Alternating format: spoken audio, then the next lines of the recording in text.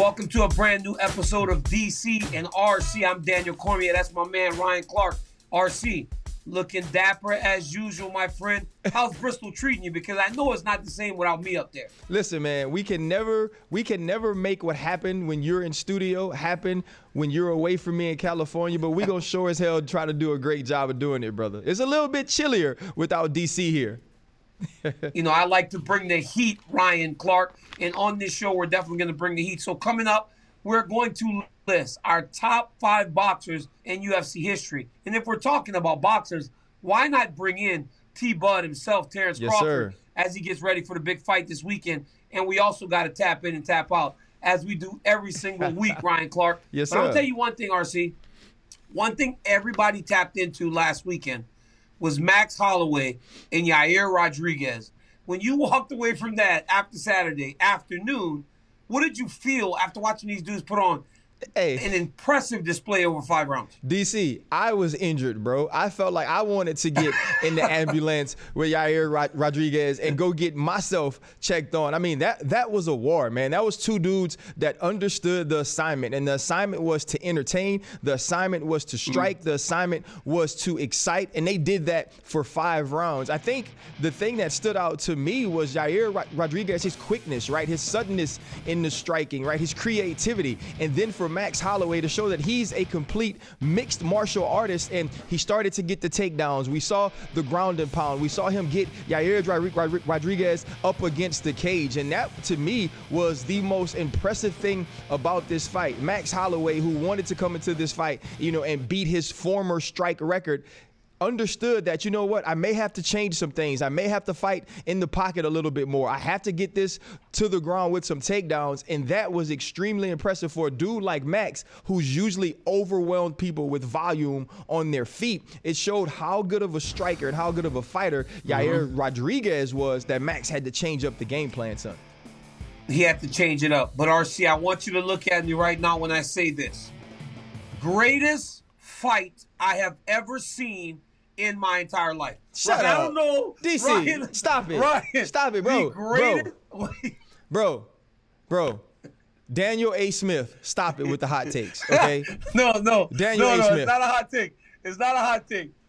Hey, listen, Ryan, one of the greatest fights. So is it, DC, is it one of the greatest or not the greatest? Not the greatest. Okay, I take it back, because maybe a little bit of hyperbole and recency bias by saying it's the greatest of all time. Right. But one of the best fights I have ever seen, because for me to walk away from that fight on Saturday, Ryan, feeling like it had topped Gaethje versus Chandler, tells you how special this fight was. It tells you how impressive Max was, but also the only way you can do what Max did on Saturday is to have a willing, skilled dance partner. Right. And that's exactly what Yair Rodriguez was.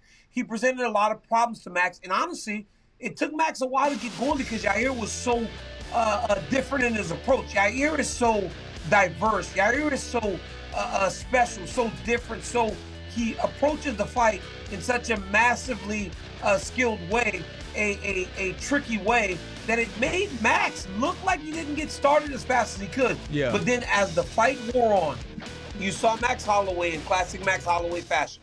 He started to pull away. The cardio was too much. As Yair started to fatigue, you started to see Max start to become that avalanche that gets rolling downhill. Now, you know what's the first thing Holloway texted me after the fight? What was that? Greatest wrestler in the UFC, because he got 3 takedowns. We spoke. He's out of his mind. Hey. We spoke on the phone on Friday, and I said, Max, are you going to wrestle him? Because Frankie Edgar had success wrestling. He goes, don't be surprised, DC. And then he got 3 takedowns for the first time in his UFC career. It was a fantastic performance. But honestly, hats off to Yair Rodriguez, because it looked like he was done in like round 3, but he came back and fought 2 more hard rounds. No, I think Rodriguez, with us not having seen him since, 2018, he showed that he's still going to be someone we have to look at in this weight division going forward. And to make Max Holloway switch up in the way he did was why I asked Max that question when we had him on the show last week, without sparring, without having an opportunity to kind of feel what a fighter like that would be like. Would it take a second to figure him out? And it did. And you could see the respect here between Max Holloway and Yair Rodriguez when they were in the ambulance. And Max like, hey, I don't want to touch your ankle, but you are right. He had the willing opponent, but he had an opponent with enough skill, with enough speed, right, with enough power to make Max really have to dig deep and fight. And this is what the UFC is about. But immediately after the fight, we talked to Max about what's next for him. And Max kind of calls out Conor McGregor, and he has some other things that he knows is on the list for him. RCRC. What? RCRC. What, bro? You saw you bought Conor, but did you see you bought Conor pacing in front of that TV like that, man? Hey. Did you see? Hey, he's the ultimate showman. But what was that, RC? He just get DC. RC, that's too much. No, DC. RC, it's too much. Oh, so you try to tell me when Russell Wilson hurts the tip of his middle finger and he goes through an entire football game before the game starts because he's not playing. That's not too much. RC, that's we too applaud much. him. RC, we're like, way to go, Russell. RC, we love you. RC. Oh, it's because you don't like Conor. It's because you don't like him. It's not that I don't. No, it's not that. It's just that Conor. He's pacing in front of the TV. You're not fighting Max Holloway. I understand envisioning. I understand trying to put yourself in that moment. But dude, Max is getting ready for it. It's just too much at the moment, RC. Because the reality is right now, it's like Conor, for being the biggest star in the game, it's like he keeps attaching himself to these things. And now he's attached himself to Max Holloway because that's a fight. It's a good matchup fight because Max ain't going to be wrestling him the whole time. But Holloway, it surprised me a bit, Ryan, that he said McGregor because it felt like he was on a collision course with Volkanovski to get back to the championship. But as we have now seen in a couple of occasions, that money fight, man, that draw to the money has become so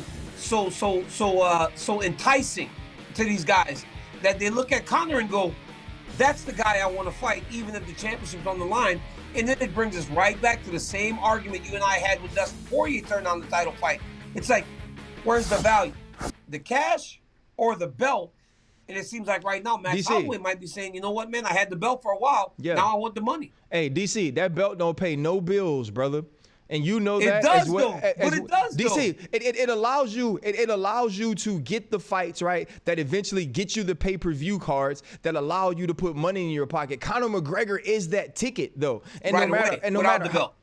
DC, no matter how much you hate it, because I know you are a purist. I don't hate it. DC, I don't hate it, dude. I didn't say you hate him. You hate it because you're a purist, DC. You're a guy. So you're trying to make me Herb Street again. Yeah, DC, you really are Herb Street, though, bro. You want everything to be the old way. You want wide receivers to line up in 3-point stance, and for offenses to run the option. It's different now, DC. Like you were one of the lucky ones. Look, how early did you got a belt? You got an opportunity at the belt so early on in your UFC career, and then it seemed like every fight after that, a belt was at stake when Daniel Cormier stepped into the octagon. So it matters. That's the not belt life. Matters. DC, that's not life for everybody. Somebody want the money, and the game is changing. See that's what happens to you. You're like those people that hate Lamar Jackson because Lamar Jackson plays quarterback in a different way. The game is different now. Now the game is when Conor McGregor is pacing back and forth in front of his TV before the fight. People get excited about that, DC. But do they? Yes. But do they? Are we talking about it? Do they? I mean, yeah, but do they? Are we talking about it? But then there's a section of people that go, it's too much, Conor. Like, Conor, what are you doing? Like, sit down and watch the fight like the rest of them. But there's a section of people that are going, Conor, sit down. Let's just all watch the fight. You're not in the octagon right now. But I get it. DC. I get it. You like the flash. You like the flair. I mean, that's why you and I show up every week and I got a T-shirt on and you're dressed to the nines like you're going to prom. I don't know anybody that's been to more proms than Ryan Clark. But DC. I mean, Ryan, Lamar Jackson, I love the way Lamar Jackson plays quarterback. Now, do I like a Drew Brees? Do I like a traditional pocket passer? You think I do, Ryan? Yes, you do. You want Drew Brees. Like you hated that he had to retire. You'd let him play till he was 49 and run the Saints organization into the ground. Brady's 45 and Brees is better. But look, I get it. Guys chase the money now, but ultimately Max at some point needs to go back to the champion Volkanovski. Now Volkanovski is very aware But one thing Volkanovski said very recently was that Max is taking too much damage, and the chin of Max Holloway is going to go because he got hit with a lot of shots last weekend, Ryan. And I think that's one of the things that people miss with Max Holloway is his toughness. They're overwhelmed by his offensive output, but Max is as tough as anybody in the octagon. Right. But at some point, you got to start moving that head because every time it's like hitting the power button, like those video games we used to play, RC. When we'd play Street Fighter or something like that, right? And your power bar goes down. Every time you get hit, the power bar goes down. And Volkanovski thinks now that at some point very soon, Max Holloway won't be able to take those shots, and that's going to benefit him if they fight again.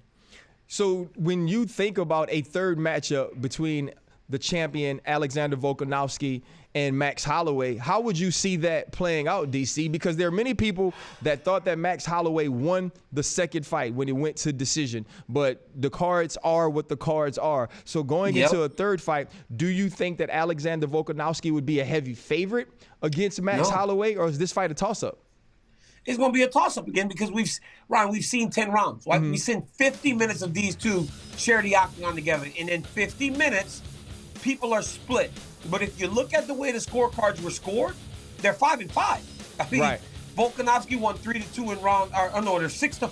6-4. But if people think that it's 6-4 Volkanovski, but if people think that Max should have won a different round in fight 2, you're looking at about a 5 as even of a competition between two fighters that you can ever get. So when you look at that, even if it's 6-4 on the official judges' cards, you can't put anyone as a heavy favorite.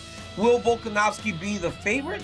You would imagine, because he won the first two fights. Right. But I don't know if that's going to be the case if these two are scheduled again. And the reality is, they need to be scheduled again. Right. Because nobody else has proven to be able to fight them. And not only fight them, but look at what they both did to Brian Ortega. Look at what they both do to the other fighters in the division. So it's very clear that they're 1A and 1B, and 1A and 1B need to compete again for a third time. And even Dana being open to it, Ryan, tells you how close and competitive these fights are because they hate giving a guy a third fight with a champion when they've lost the first two. Yeah, and that's what's so intriguing about these two men, that the fights were so close, the fights were so competitive, and just to be honest, they were so entertaining that we would all watch a third fight no matter what the outcome of the first two were. And so I'm excited about it. I'm excited for what blessed Max Holloway has going forward, and obviously the champ Alexander Volkanovski. But you know, no matter who they are, whether it's Michael Chandler, whether it's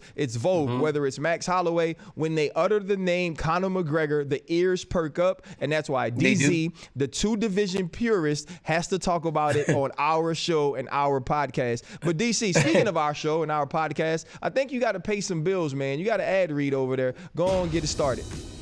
Absolutely, bro. Our good friends at Modelo, we love them. They love us. And you know what makes Modelo special? It's brewed for those with the fighting spirit. And you wouldn't expect anything less from the official beer of the UFC. Modelo was the underdog. It came from humble beginnings and never gave up. It's brewed from premium hops to create the crisp Pilsner-style lager, which set the standard for authentic Mexican beer. So the next time you and all your friends are tuning into a UFC fight card, you better make sure you got the beer that's always in your corner. Modelo, brewed for those with the fighting spirit. Drink responsibly. Beer imported by Crown Imports, Chicago, Illinois.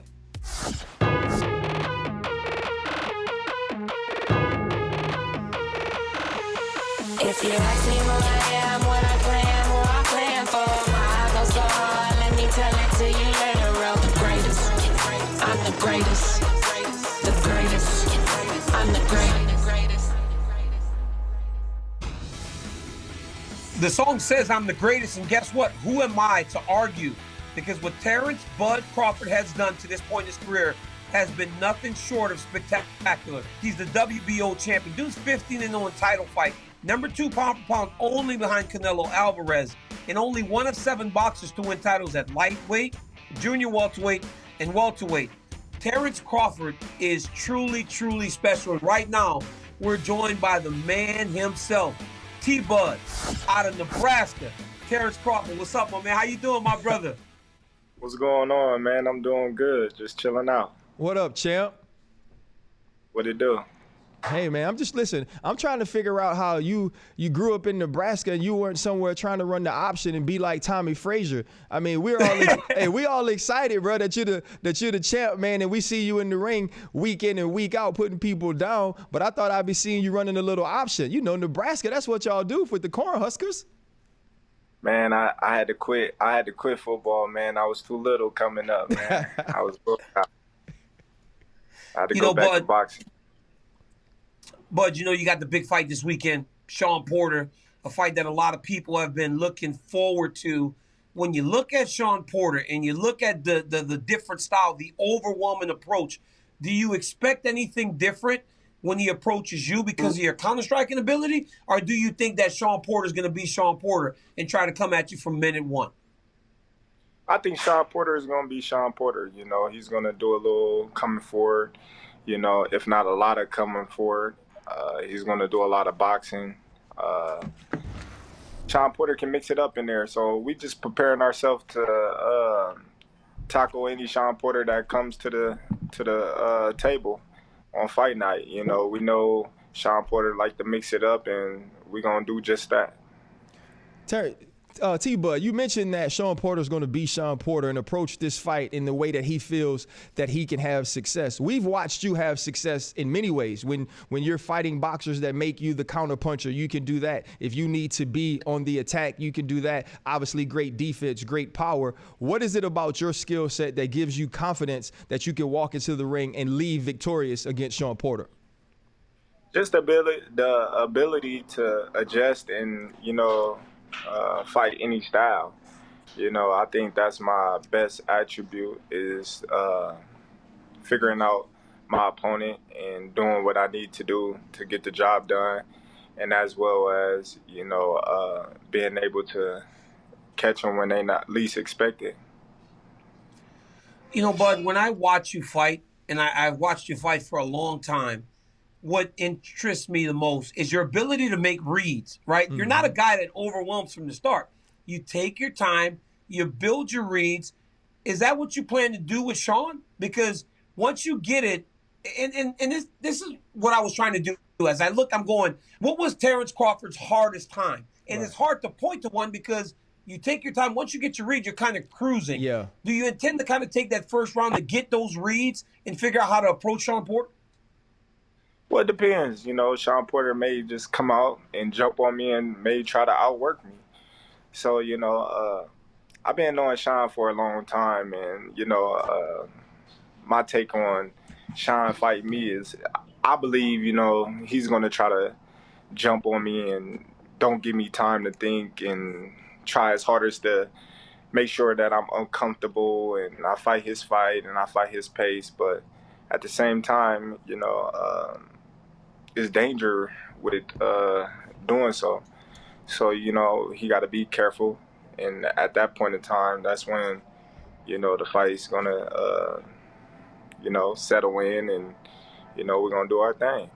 But obviously, you know, we've watched you leave the ring victorious every time you stepped into it. When you're fighting a dude like Shawn Porter, who has lost to Errol Spence, another star in the game, who's lost to Brook, is there a fear for you going against a guy that's lost 3 that there's nothing to gain from a fight like this? Because I would look and think that your ultimate goal is to fight the best, is to make those super fights. But stepping into the ring with someone as experienced, someone as skilled as Shawn Porter, but someone who has had some losses, is there a fear that if you lose to a guy like this, it truly taints what you're trying to accomplish overall in setting up some of those huge fights down the road? Well, you know, I wouldn't say a fear, you know, but it is something that lies in the back of your mind. It's like you really don't have too much to well, what I want to say. Gain. I know you don't want to just say gain because it's still a win if you get it. So, it's a fight. You know, he's one of the top welterweights in the division for a reason, and for that reason, this is the reason why we fighting. And you know, so be it. But you know what's for a guy that goes up in weight, there's always the questions. Obviously, Ryan mentioned Errol Spence. Everybody talks about it. But for the boxing purists, for people out there they feel like a lot of questions will be answered as to what type of success T-Bud can really have at welterweight this weekend. Do you see that? Because you're in there with a real 147-pounder. You're in there with a big guy that shared the ring with Errol Spence, with Kell Brook. A lot of people think this is the weekend that shows what T-Bud's ceiling is at 147. Do you feel the same way? Well, you know, I feel like every 147-pounder that I shared the ring with is a real 147-pounder. You know, it's crazy for everybody to say that I'm not fighting guys that's really full-blown 147-pound fighters, and I'm just like, well, what are they then? You know, we win, we eat, we gain weight, and we fight. That's why we went in, to see what weight we is. But you know, this week is gonna tell the tale. Bud, what do you weigh, though, Bud? What do you weigh, like, right now? Right now, I'm 155. That's still 8 pounds to go. So you ain't small. Nah, he ain't no little dude. And stop trying to little boy him, DC. You trying to treat him. No, I'm not trying to little boy like you treat me on the show. I ain't trying to do that to the champ. Nah, you hey, Bud, you got to watch this guy right here, man. This dude here is a troublemaker. No. Listen, the only thing I'm trying to do, I'm trying to protect my guy T-Bud, because I'm closer to your weight than he is, and I already felt you sizing him up. So I wanted to make sure that he knew. No, I didn't. No, I wanted to make sure that he knew if we add T-Bud's weight and my weight, then all three of us are in the same weight class. We just got to fight together. So y'all trying to say, so y'all trying to say, so you trying to say y'all gonna jump me? We're gonna fight. See what I'm talking about? We're gonna do the Siamese boxing like last week. Yeah, we're gonna jump you. You ain't finna take us down.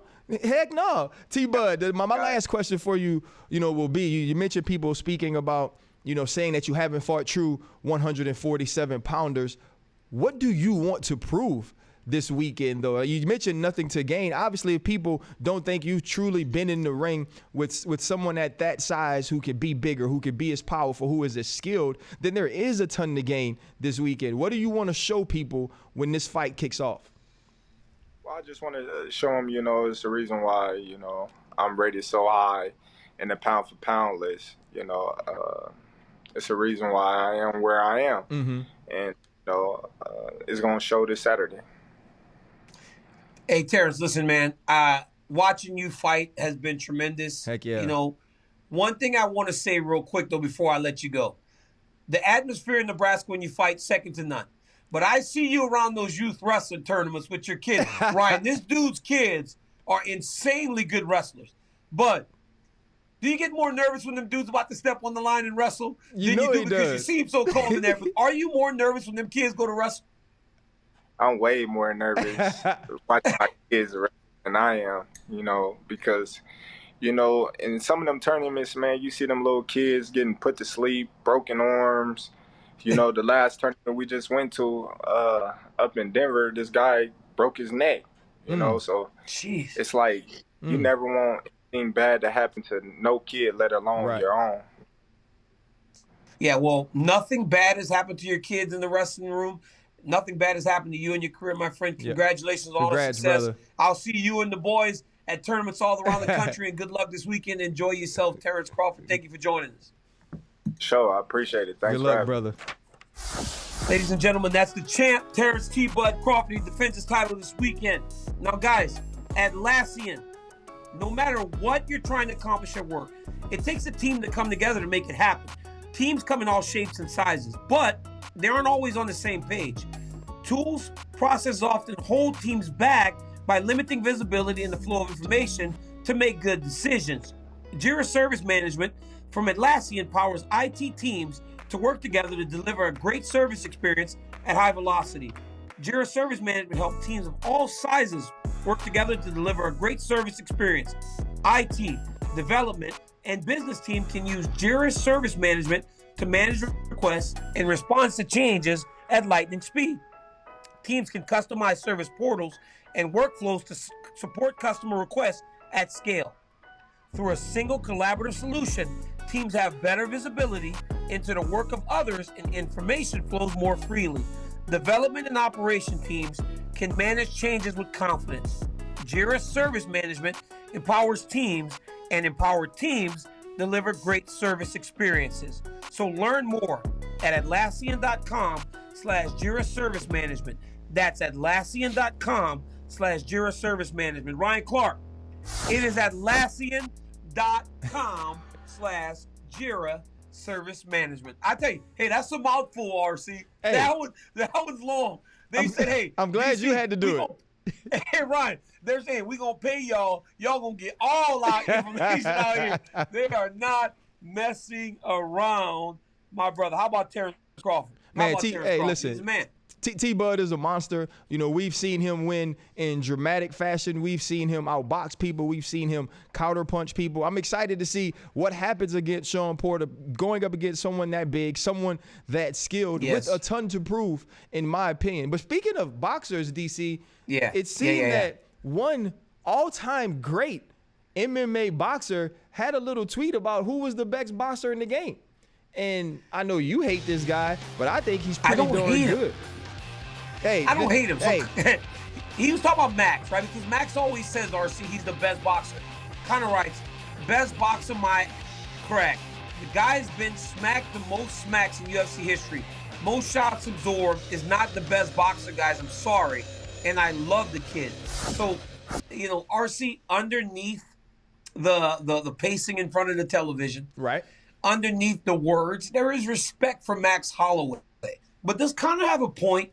If you're the best boxer in the world, the best boxer in the UFC, you can't get hit so much. Yeah, I mean, I think there are very few fighters in the UFC that we think about their defense or being defensive specialists on their feet. Right? Obviously, we always talk about their ability to avoid submissions, their ability to avoid ground and pound. But, you know, like the defense on the feet isn't really something we always point to unless it's the obvious thing, right? Like you're watching Anderson Silva with his back against the cage and you can see him dodge punches and counter strike and then pick and choose his spots. But Max Holloway is a volume fighter. Max Holloway is a dude that once pointed to the middle of the octagon for the last 10 seconds and said, the hell with defense, the hell with skill, let's do this. And that's part of why we love him. But you would have to tell me more about, when does the chin go? When do you get hit enough to where it's over? You know, I know for me, I got to like year 11 and there were certain places that I could get hit in the helmet and I'd be out.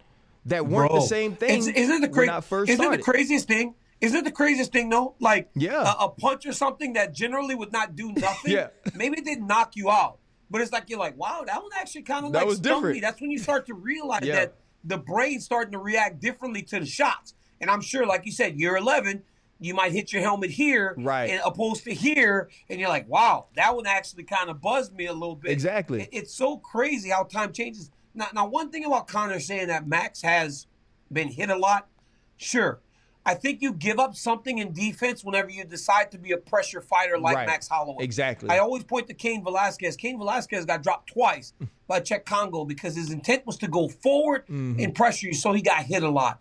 But when Max needs to be a defensive specialist, he needs to be a defensive wizard. We saw it in the Cater fight, right? When he was just dipping and dodging. Now, did it lead to a Stephan Bonner type of knockout? Did it lead to a Forrest Griffin type of knockout like Anderson had? No. But it does show you that he can what Max Holloway can be when he needs. Max is no Floyd Mayweather. Max is no James Toney, no shell guy. But Max can defend when he needs to. Yeah, Max can absolutely defend, and he sure as hell can box. So speaking of that, DC, we brought the list back, and we already know that you are going to cheat. We're about to go with the best MMA boxers of all time. You get to give your top 5 first because you always listen to mine, then you double some up and do some type of freaky Bill Belichick type stuff. You're up, DC. I got mine on my phone this time too.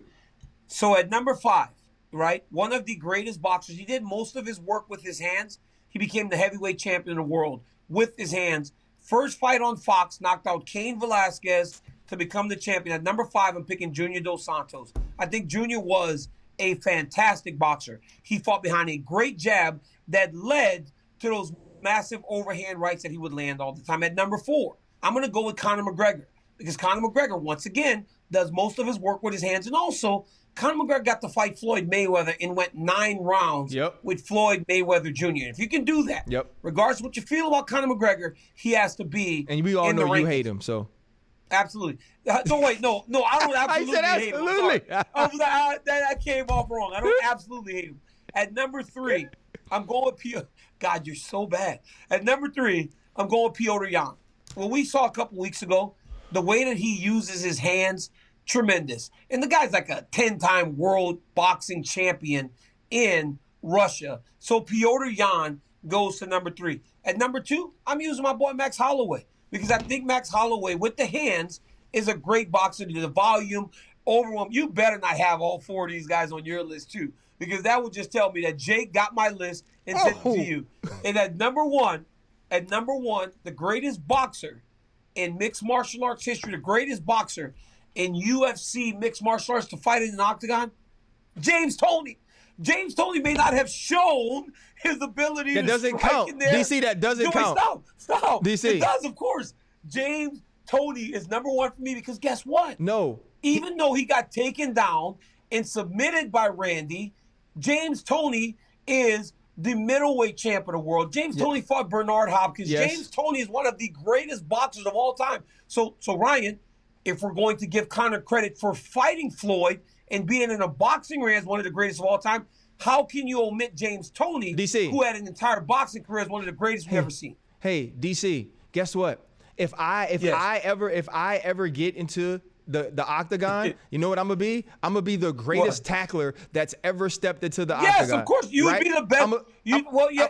They've been some football players, but they've never been at your level. So I would be the top of the list as the best football player to ever fight. That's not how it is. DC, okay, I'm about to run through mine. What do you mean? I'm going, can I go through my list, DC? Can I go through my list? This is crazy. Right? Okay. At number There's no 5, point, actually. at number 5, I have Conor McGregor for all the reasons you said Conor McGregor should be on your list. At 4, So I made your argument for you. At number 4, I have Piotr Jan because of all the things you said about Piotr Jan. Surprise. At number 3, I have Julio Dos Santos. Oh my goodness. Yes, I have Julio Dos Santos at number 3. At number 2, I have Max Blessed Holloway. I don't care what you say, brother. Max Holloway belongs on this list. And at of course. And at number 1, Anderson Silva, because he's an I forgot about Anderson. Yeah. Oh my and goodness. get the win, RC. James Toney. Get the win, RC. James Toney still. Get the James win, Toney RC. is still. James. Hey, Anderson was a great boxer. Anderson's doing good in boxing now. Right. But still, Anderson's boxing credentials does not match up to James Toney. DC. James Toney is the greatest boxer to ever grace the octagon or in 8-side. And there's been some boxers that have fought mixed martial arts. They've been good boxers, but no one has ever done it at the level of James Toney. DC. Ryan, you lost. We're talking about, DC, we're talking about people who displayed their boxing in the octagon. It's different. It's different to be able to box. Excuse me, Jake, can you put our list up side by side, please? I mean, dude, is it possible? Dude, it's the same list. Is it possible to put our list up side by side? It's the same exact list. DC, I forgot. We had one last thing, DC. One last thing I wanted to add. I have an honorable mention. At 1B, 2B, 3B, 4B, and 5B, and in whatever order you want to put them, I got Vitor, Dominique Cruz, Holly Holm, Amanda Nunes, and Cody Garbrandt. Thank you. I won. I've won. Wait. Add those guys. That's my honorable mention. Best of the rest. So truly, you can't do that. DC, you can't do that. DC. No, you can't do that. That's my best of the rest. My list is better than your. Ryan, DC. You can't do that. Are you mad you didn't think of it, Bill Belichick? Dude, you can't. No, you can't do that. Are you mad you didn't deflate the footballs? You're mad you didn't film the Rams practice? Get over it. Bro, you can't do that. That's my list. You can't do 10 people. You can't do 10 people. Attack. Jake, where are you, Jake? I'm going to allow it. It's allowed. You can't do 10 people. I just cussed. You can't do 10 people. Jake, you can't do 10 people. Like 5 and 6, okay, sometimes. But 10 people, Jake? This is Corporate Jake, can you answer? This is the equivalent. People. This is the equivalent of doing the entire Nick Diaz army. Dude, hey, if you add up all the times that you added a 6, it's still less than RC's 10 today. Ryan, you think this is the equivalent of doing the Nick Diaz Academy or Army or whatever it's called? It is. This is That's the equivalent nonsense, of picking bro. the Detroit Pistons as an entire person. This is my list. That is my top 5 boxers, and that's my best of the rest. That is absolutely ridiculous. Like, how am I supposed to go forward? How can I do the rest of the show with the knife that's in my back? It seems as though you guys are over in Bristol deciding to bully me because this guy just cheated. You actually just cheated. And you know one guy that's going to be really pissed off kind of that you didn't list him because he has shown tremendous striking ability too is my man Leon Edwards. And once again, you guys all you guys love to just crap on Leon. Well, Leon had to deal with some crap last week, and let me clean up the language, because his fight, Jorge Masvidal, was off. So he said, disappointed, but honestly, I knew that this fraud didn't want to fight me anyway. He was just a stop-off on the way to the title. The goal remains the same. Now some much-needed family time. Usman 84, I will see you soon. That was Leon Edwards reacting to Jorge Masvidal pulling out. Now it would seem like he is in line for a title shot. But Ryan, from the outside, what does it look like the UFC? What do you think the UFC should do with Leon Edwards when you're looking at it from your perspective? I'm so flustered right now. I'm so flustered. Hey, you lost, DC. You lost. My list was better. If they get into a team fight, my team wins because my team has 10 people. That's right. We have 10 people. We are the Avengers. You are not.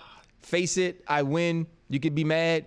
Go cry to somebody else because I don't care about your tears. And nobody cares about Leon Edwards' tears either. And when when you think of Dana White and you think of the UFC, the one thing you can't do to me, DC, is set Leon Edwards back, right? Or treat him like he hasn't earned a title shot next because the Jorge Masvidal fight is off. And I'm not gonna lie, you know, I kind of threw it around too that Khamzat should get the shot against Leon. That's crazy. But there is no way that Leon Edwards should take that fight. There's no way that Leon Edwards should need to take that fight or be asked to take that fight. But the question for me is this though, DC, if you're Leon Edwards, is it worth waiting for Kamaru Usman to take his family time before you fight again? Because what we've seen and what we saw with his fight with Diaz was in the 5th round, when Nate Diaz did touch him after winning for 4.5 rounds, you think to yourself, oh, it can happen that quick.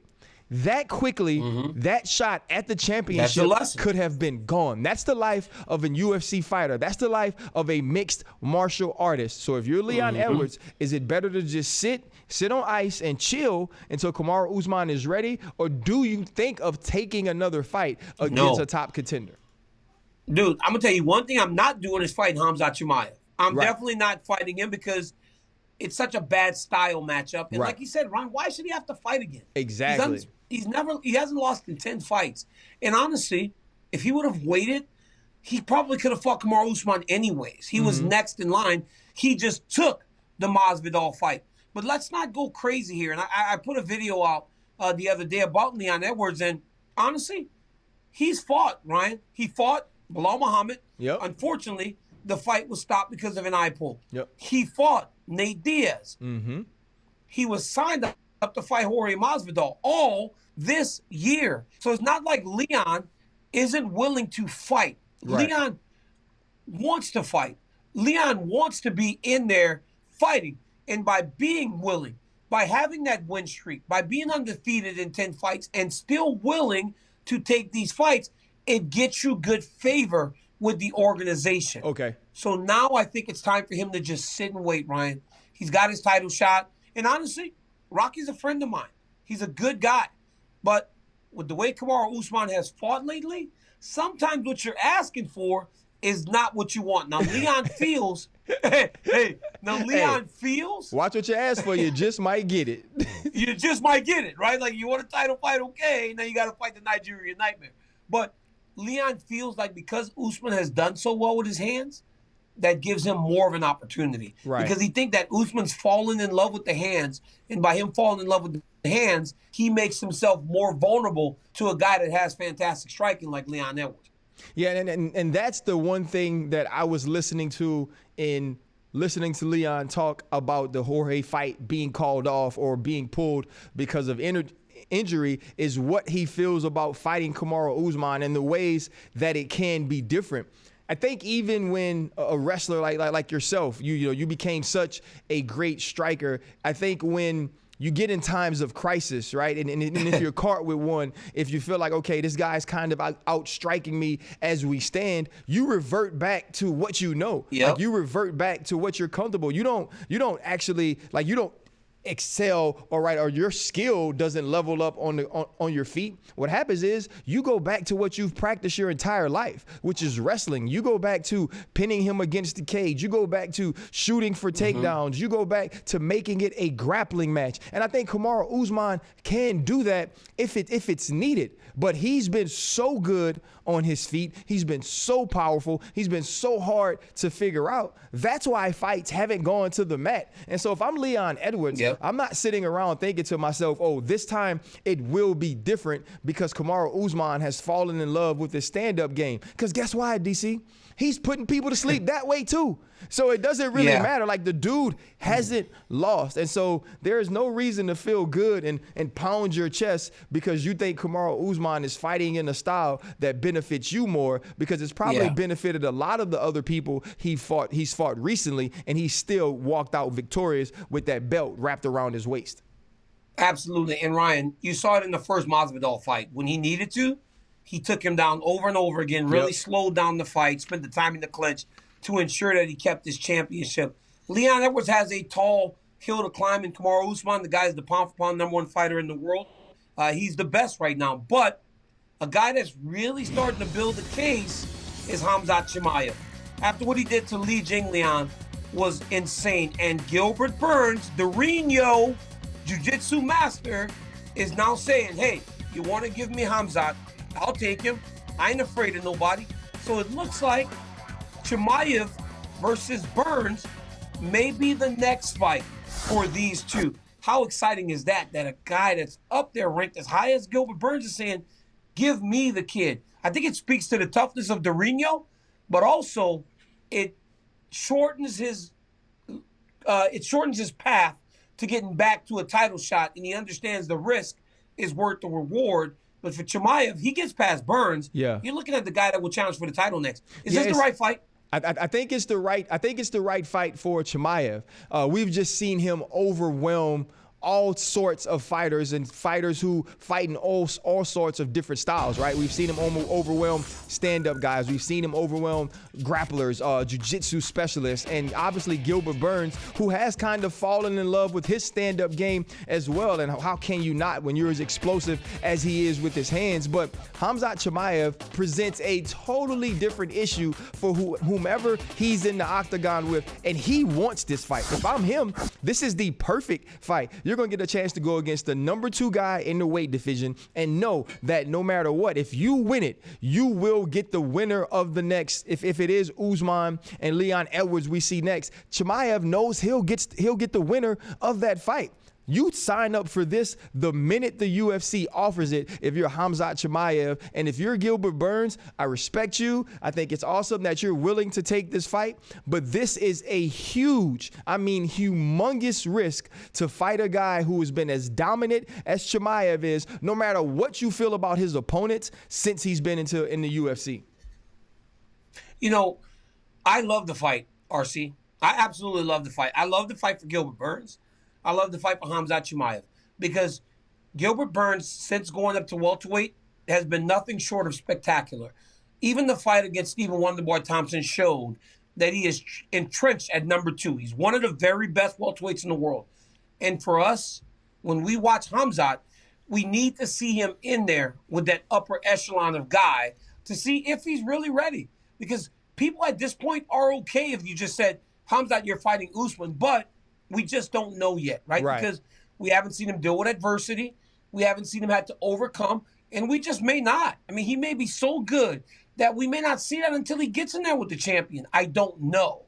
But a lot of questions will be answered when he fights Gilbert Burns because Dorino is too good to not deal him some of those things that we need to see from an up-and-coming challenger like that, especially someone, because honestly, the research we have, RC, you know how you watch 20 football games and you watch the fights. We don't have much on Khamzat. We don't. We just don't have much on him. We don't know really what we have in front of us because he just has buzzed through everyone. Mm-hmm. He won't do that with Gilbert Burns. And if he does, what if he does, though? Ryan, what if he does? Like, Bro, what if he does to Gilbert Burns? If it's another one of these, of these dominant strikes to strikes absorbed, and another one of these, as soon as he gets him on the mat, it's a wrap. Bro. Like it's done. You put him in there with Kamaru Usman, and there's no questions asked. Then we start to look at the champ and go, "Hey, man, you got some stuff to deal with, champ." Like, then you start looking at Usman, right, Ryan? Like, yo, this dude right here, you got some stuff to deal with, champ. So, a lot of questions. Like, hey, just like T. Bud's gonna answer some questions with Shawn Porter this weekend. Questions about Chimaev will be answered when he fights against Gilbert Burns 100%. Once this fight becomes official. Now, Ryan, you know what time it is. What time it is, DC? Oh, you know what time it is, my guy. Corporate Jake, hit us. Let's go. The Ultimate Fighter is set to return in early 2022, with Colby Covington having just fought earlier this month and Masvidal now off of UFC 269. Things are lining up perfectly. So, DC, tap in or tap out that Colby Covington and Jorge Masvidal should be the next tough coaches. I'm tapping in. No-brainer. This is a no-brainer. I mean, you want on The Ultimate Fighter to have guys that can't stand each other. Do you remember Rampage and Rashad? Yes. How those guys would fight every single time? Do you remember Chael and Vanderlei fighting on set? I can't let you get close. I can't let you get close, Vanderlei. Yeah, I can't let you get close. Chael's all like politician Chael. I can't let you get too close and then double legs him. Like, you got to have that bad blood, and these two would make for a great season of television. I'm tapping in. Yeah, and I'm tapping in because this will be exciting from the beginning. Like, it was cool to see Brian Ortega and Alex Volkanovski get to a point to where they didn't like each other, but it had to grow. These two dudes would walk into the gym, hating each other from the beginning. And we know one thing that Colby Covington knows how to do is build a fight, right? It's build animosity. And you don't even need to build it. It's going to be that way from the very beginning. And then what does that do? It bleeds into the fighters, right? It bleeds into the fight. It bleeds into every interaction we see on that show. And so, man, I'll tap in 6 times for this and watch 6 seasons of Colby Covington, Jorge Masvidal as coaches. And RC, I can attest to this. Colby Covington brings the eyes. Like, people tune in to watch Colby Covington, and he would do that for The Ultimate Fighter. Corporate Jake, hit us with another one. Following his loss to Justin Gaethje at UFC 268, Michael Chandler took to Twitter to seek his next challenger and chose none other than Conor McGregor. McGregor responded that it should happen down the line. So, RC, tap in or tap out on Chandler versus McGregor as soon as 2022. Oh, I tap in. I tap in with this 100%. After Michael Chandler's performance against Justin Gaethje, I'd pretty much let that dude pick whoever he wants to fight as long as it's not a champion. And here is why I say it. You know, and Conor said it. I'm down at some stage for sure. Great fight the other night, Mike. Congrats. And then Michael Chandler says, "Thank you, sir. It would be my pleasure. See you soon." Here's the other thing about Michael Chandler. He's the most likable MMA fighter since Daniel Cormier. 100%. Like, Michael Chandler, everything he does, like, I'm with it. Every time he talks, I'm with it. Here is the thing I'll say about his fight against Justin Gaethje. After watching him fight Charles Oliveira and take that left, that quick, short, precise left and drop, there was no way you could have convinced me that he would stand up to that sort of punishment against Justin Gaethje. And he not only stood up to the punishment, he dropped his hands in the last round and walked his face into the punishment. That's what you needed to see from him. And what that tells me is, after watching him for the first 3 minutes of the first round, and every time we've ever seen Conor McGregor be standing up for the first 3 minutes of the first round, it would be more explosion than the 4th of July, and I am here for it. Ryan, I got to tap in, but I'm tapping into how smart Michael Chandler is, because his stock would never be higher than the week after he fought Justin Gaethje. It's on everybody's mind. Right. Look, people call out Conor McGregor every day. It's a matter of getting the timing right so that he responds. Right. He wouldn't always respond to a Michael Chandler, but he responded to Michael Chandler because he had just had a tremendous fight. Right. Smart by Michael Chandler, and a really good matchup for Conor because Michael isn't wrestling anymore. He's standing and striking. So you put Conor in there with a guy that strikes, you give him an opportunity. It's a good matchup, good fight. I'm tapping in, but I'm more tapping into how smart Michael Chandler was because he nailed the timing of calling out a Conor McGregor. Corporate Jake, do you have any more left? Got one more. This Saturday, a pair of top 10 bantamweights face off between former women's bantamweight champion Miesha Tate and Caitlin Vieira. So DC, tap in or tap out that with a win, Tate will be next in line for a title shot versus Amanda Nunes. Oh, man. I mean, kind of tap in because who else? Like, who else? As I look at it, like, I don't know if Amanda gets through Juliana Pena. I don't know who else right now off the top of my head is on a win streak at 135. And maybe that's just me not being as knowledgeable to the weight division as I should be. But it's a big name, a former champion, a rematch, who is now on a win streak after coming back. Miesha looks in phenomenal shape. Miesha has never looked physically more strong. Right. She's so in tune with her body in terms of her nutrition and her training that she looks as though she's made the correct changes after having her baby to come back into the sport to really challenge for the belt again. I got to tap in because I cannot, in my mind right now, think of anyone that would be more deserving to fight Amanda Nunes. Yeah, I tap in as well. And for every single reason that DC said, if she goes out and she wins this fight, who else is there? Like, who else is there for us to get excited about? And we do this every time with Amanda Nunes and her contender or her challenger or her opponent. RC, it speaks to her dominance, right? Like that, 100%. Because she's going through everybody, right? Yes. So it's not like we're disrespecting the women in the weight. No. It's just that Amanda's kind of beat everybody up already. Exactly. And how many times can we keep saying that we just rather watch her fight Valentina Shevchenko every opportunity before we actually get it? And I think we've seen that twice. Miesha Tate, she starts this winning streak by winning her next fight. I think you put her in there because we also have to understand we don't know how much longer we're going to have this opportunity with Miesha Tate. How many more fights she'll take, or when does she slip up? And so to me, if you're the UFC and you want to keep Amanda active, you want to give her a title contender that is worthy, I believe Miesha Tate would be the next step in that journey for Amanda if she beats Juliana Pena, which you have said over and over again she will lose. It's a tough fight. No, I never said she's going to lose. I said it's a tough fight. No, remember you kept saying... No, DC, remember you kept saying that Amanda was going to lose, and you said, like, if she doesn't lose to Juliana Pena, she's not better than Kayla Harrison anyway. I never and said, that she's I not never the... said Remember, DC, when you said Amanda Nunes wasn't the GOAT, you remember you said that? I tell you one thing. No, I did. Let me tell you one thing, Ryan. I from a distance, meeting you in that airport in Atlanta, and then watching you on TV with that smooth delivery style. Hey, hats off the other day for your take on celebrating. Oh my goodness, Ryan, you nailed it, my brother. Thank you, brother. You nailed that. I mean, that was the best take I've seen in regards to the celebration. But Ryan, hanging out with me, you're starting to become a bit of a liar, like Max Holloway said.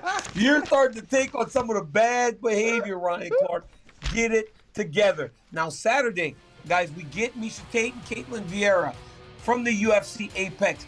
I'm up in that piece, RC. I'm going to be up in there to stick that microphone in Vieira or Miesha Tate's face and give them the opportunity to say that you want Amanda Nunes next. The main card starts at 6 p.m. Eastern. The prelims start at 3 o'clock in the afternoon, and those early prelims are always fantastic. Ryan, you got to get it together. Ryan, you really do have to get it together, my friend, because you are becoming, it's bad. It's bad. You know, I think it was amazing, DC. I just want to say thank you for teaching me all that you have, showing me how to really do a list. It's like hanging out with a bad kid at school. Yeah. It's like hanging out with a bad kid at school, and then you start to act like him, right? Hey, like y'all start running around the playground being bad. I don't want you hanging out with that little Daniel. He always into something. He all dirty too. Look at his pants all dirty.